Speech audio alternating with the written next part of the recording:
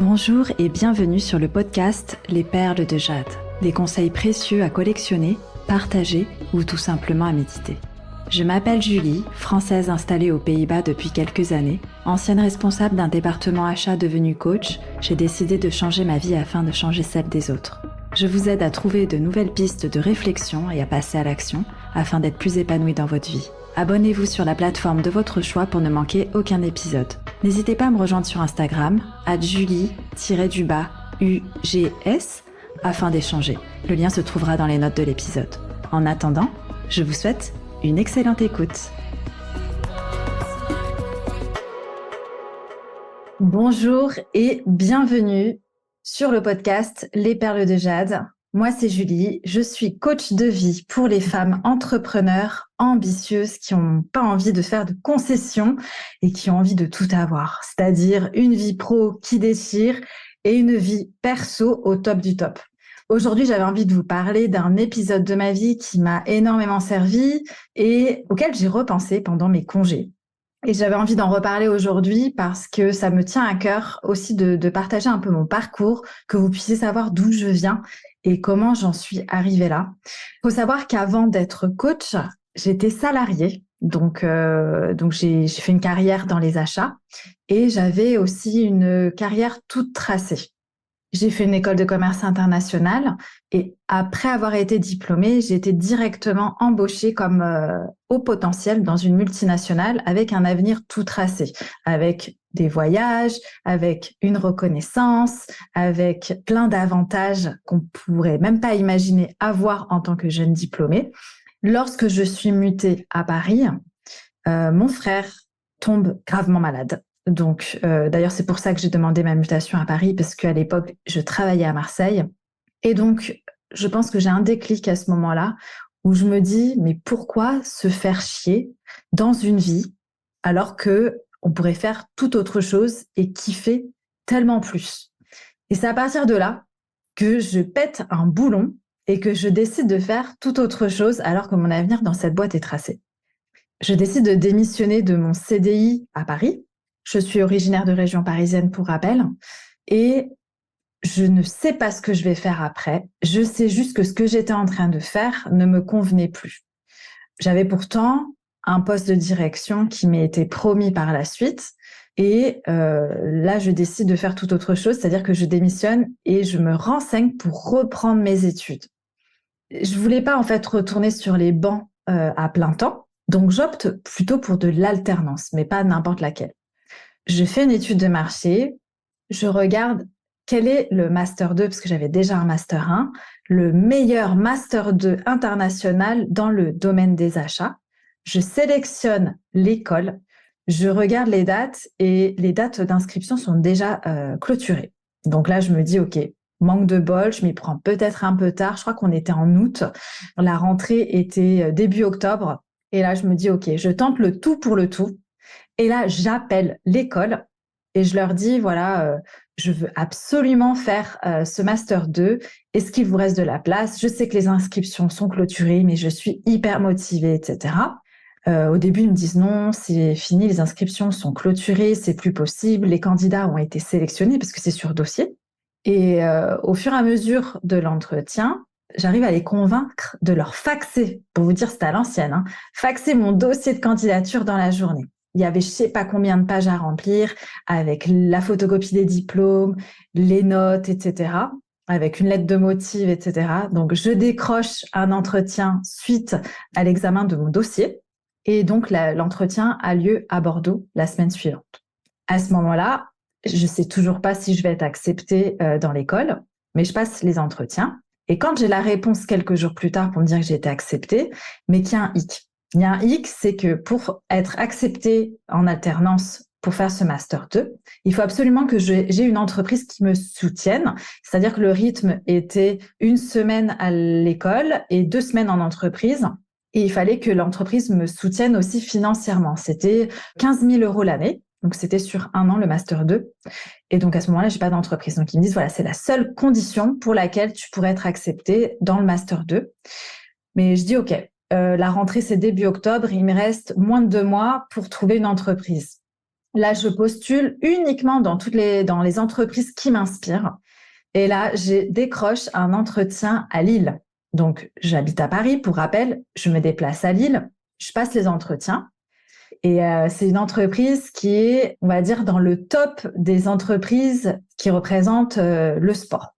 Voilà, donc à l'entretien, on me demande si je suis sportive à l'époque, mais pas du tout. C'est-à-dire que j'ai toujours été sportive, mais pas sportive comme eux l'entendaient. Donc moi, je disais, oui, je cours tous les jours. C'était pas vrai, c'était mytho. Donc du coup, ils me prennent suite à cet entretien. Mais ils m'informent qu'ils ne financeront pas mon alternance puisqu'ils n'ont pas l'habitude de financer ce genre de programme. Donc, je vais faire un prêt à la banque, un prêt à taux zéro que je négocie avec la banque parce que c'est là où j'ai fait mon prêt d'école de commerce, c'est là où mes parents ont fait le prêt pour la maison, etc. J'obtiens un prêt à 0% d'intérêt. Et là, j'accepte en fait la proposition de l'entreprise et je dis à l'école, je me suis débrouillée, j'ai trouvé une entreprise et pour financer l'école, j'ai obtenu un prêt à 0%. Donc, si vous suivez bien, c'est en moins de 2 mois que je fais tout ça. Je démissionne de ma boîte et là, le directeur déchire ma lettre de démission et me dit non, c'est inacceptable. Ça fait quasiment 2 ans que tu es dans notre boîte. Dis-nous ce que tu veux faire et on te crée un poste. On te crée un poste. Donc, tu veux être dans les achats. On te crée un département achat à Paris. Qu'est-ce que tu veux faire? Comment tu veux le faire? Dis-nous et on te le crée. Donc là, ça prouve vraiment la valeur que l'on a en tant qu'individu parce que c'est vraiment nous en tant que personnes qui ne veulent pas perdre. Et c'est pas comme si j'étais remplaçable du jour au lendemain. Donc pour le poste que je quittais, oui, mais pas moi en tant que personne. Donc ça, c'était vraiment une belle reconnaissance de l'entreprise. Et donc moi, j'étais hyper déterminée. J'ai dit non, moi je souhaite démissionner, je souhaite faire autre chose. Je me sens pas les épaules pour créer un département de zéro, ce que je fais quelques années plus tard, mais en tout cas à ce moment-là, j'étais pas prête. Je dis juste, j'ai envie d'être diplômée de cette école, avoir ce master qui me permettrait également d'obtenir une fourchette salariale beaucoup plus intéressante parce qu'en France, ça marche énormément, en tout cas à cette époque comme ça, c'est-à-dire en fonction de son diplôme et de l'école qu'on a faite, on fit dans une fourchette de salaire.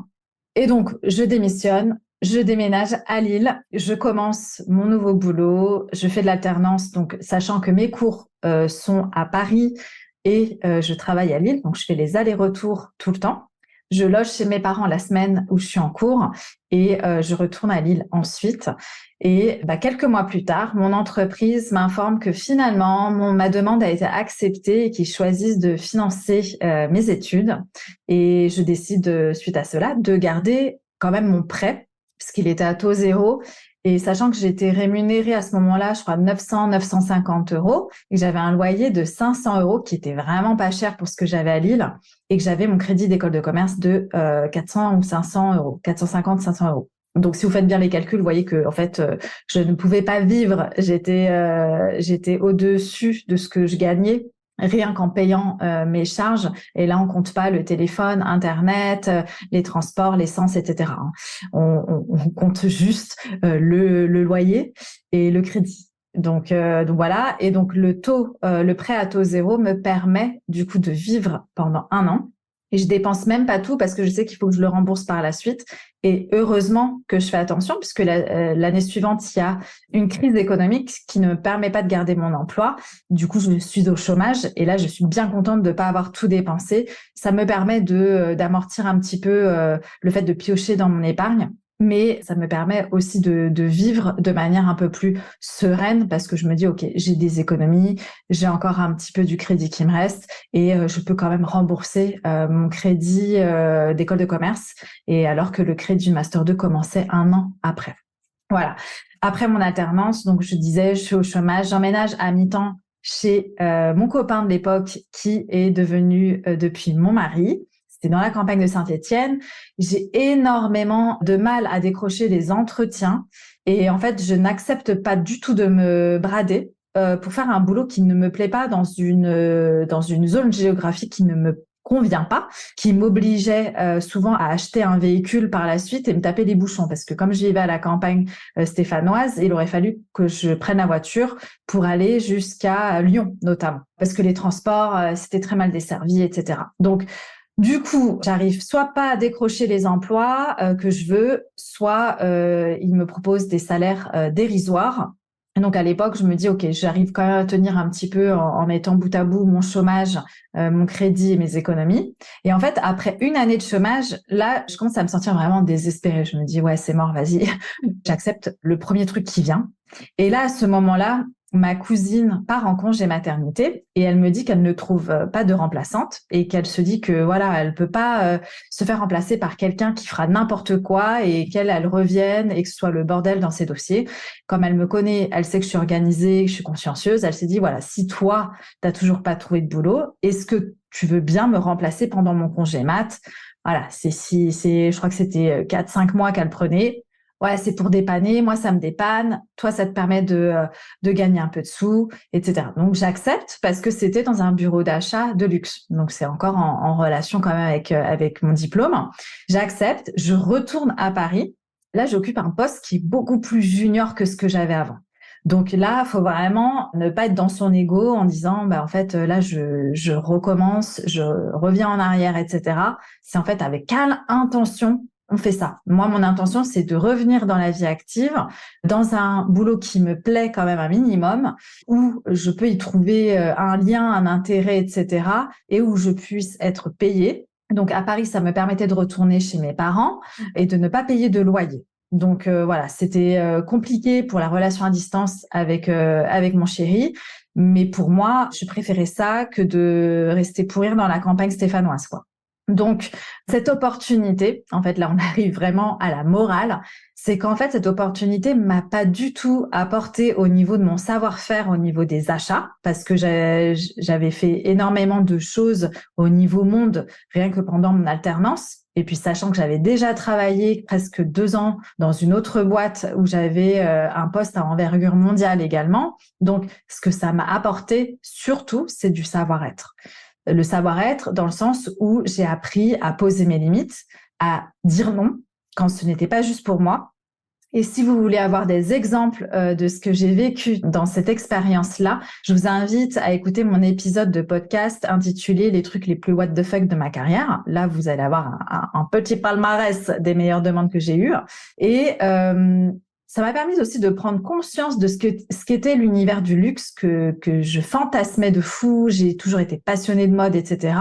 Et de connaître un peu les coulisses de comment ça se passe en fait dans les coulisses de cet univers qui me paraissait tellement mystique, tellement inaccessible, etc. Et de ne plus du tout fantasmer ce truc-là. Donc suite à cette expérience, c'est que là, je ne voulais plus travailler dans la mode. Et ça m'a aussi confirmé mon fort intérêt pour l'industrie.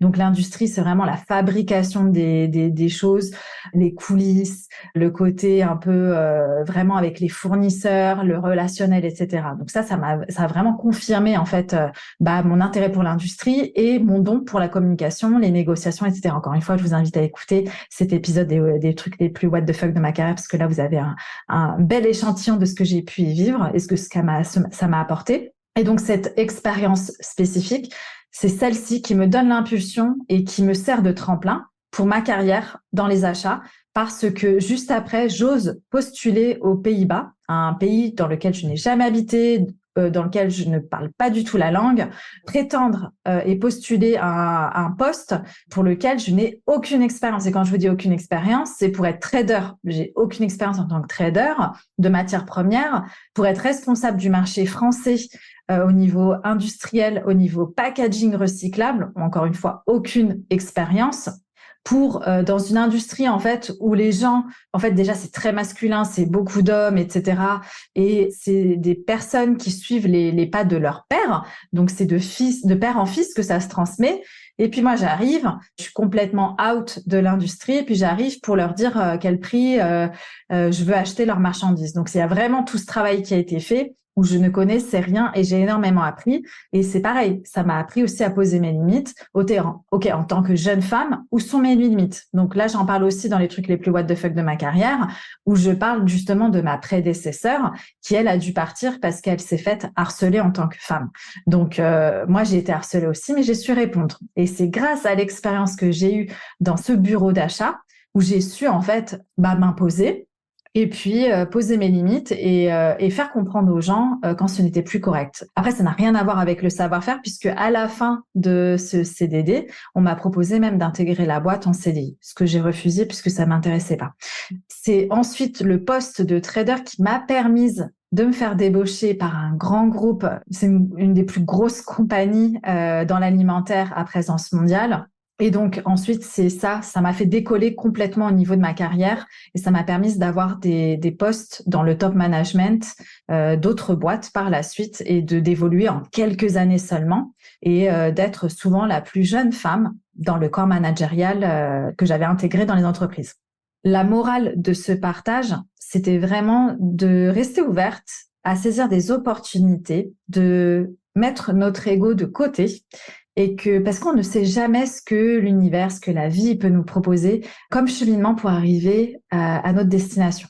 Parce que oui, on peut décider de où on veut aller, mais on ne décide pas de comment on va y arriver. Et donc, c'est d'être assez humble pour saisir des perches qu'on nous tend et de faire la différence entre une vraie opportunité et une opportunité qu'on saisit par désespoir, quoi. Donc, ce que je vous recommande, c'est vraiment de vous laisser porter, de consulter votre autorité intérieure en HD, en Human Design, si vous savez l'utiliser, pour prendre les meilleures décisions au moment T pour vous, encore une fois, pour vous, pas pour votre mère, pas pour votre sœur, ni pour votre pote, mais pour vous, et que si vous ne savez pas, sachez écouter votre ressenti et osez aller là où vous n'oseriez pas parce que c'est là où vous allez le plus apprendre. Et donc, c'est quand vous apprenez que vous sortez de votre zone de confort et que vous pouvez tout déchirer.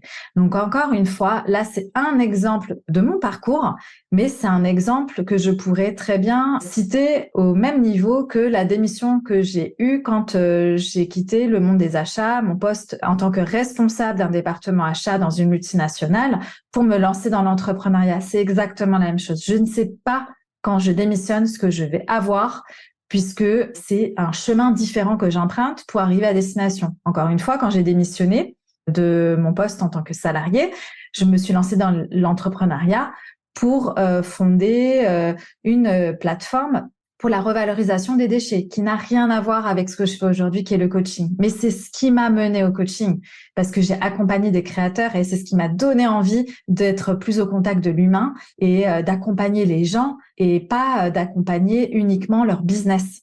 Voilà, vous en faites ce que vous voulez de ce partage. J'avais envie de remettre un peu une touche de motivation. Là, à l'heure à laquelle j'enregistre cet épisode, c'est le jour de la rentrée pour moi et pour ma fille. Et dans cette énergie de rentrée, j'avais envie de vous redonner un petit coup de boost.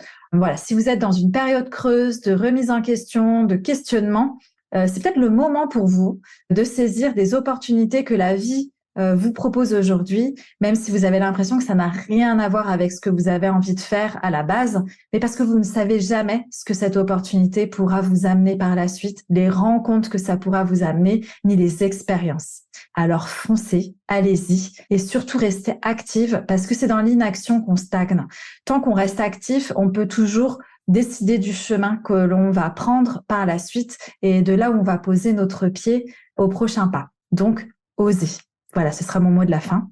N'hésitez pas à partager cet épisode si vous l'avez apprécié, si vous pensez que ça peut servir à quelqu'un de votre entourage. N'hésitez pas à me laisser une note sur Apple Podcast ou sur Spotify, à venir échanger avec moi sur Instagram. Mon pseudo, c'est @Julie, donc le tiré du 8, UGS. Venez échanger avec moi, n'hésitez pas, ne soyez pas timide, je réponds toujours à tous mes messages. Je vous embrasse et je vous dis à très vite.